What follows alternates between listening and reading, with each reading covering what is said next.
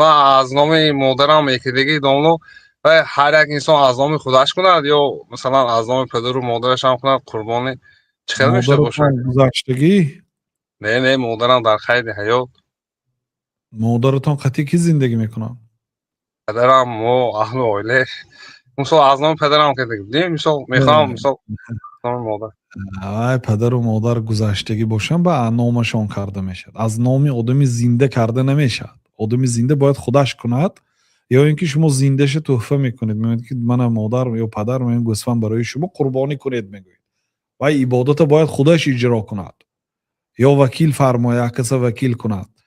اما گذشته باشد از نامش کرده میتونید. اصلا قربانی مثلا یک آدم یک گوسفند کشته میتوند، پدر و مادرش گذشتگی نام پدر و مادرش کند یا نام خودش؟ از نام خودش، برای اینکه این فرض است به گردنش، این باید قربانی کنه. اگر با زایدیتی داشته باشد و یا پدر و مادرم روحشون شاد کنم گدو یک قربانی کرده گوشتاشو به خواهراش و برادراش و خویشای پدر و مادرش تقسیم کند، خیر است، یعنی ثوابش به پدر و مادرش هم میرسد.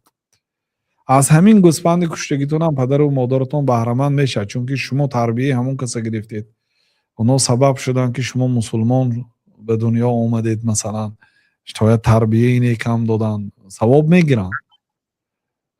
لیکن بعد گذشتنشان مثلا بسیار همین خیلی سوالا شده ایستاده است که من نام پدرم کنم یا نام خودم. از نام خودت کن، تو فرض عینی خودت هست. اول از نام پدرت کردنت این خیر است، نیکی به پدر و مادر است.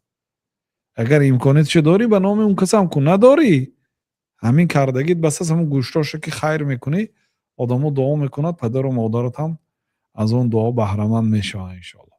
اگه شما مثلا عائلتون از پدر و مادرتون جدا باشه، شما خودتون گوسفند میکشید حتما، فهمیدید برادر؟ ما زندگی هم با پدر و مادرم. حتما وای نام پدر گفته نمیشه، نام شما و از نام عائلتون. هذا عن محمد و عن آل محمد، این از نام محمد است و از نام عائله محمد است.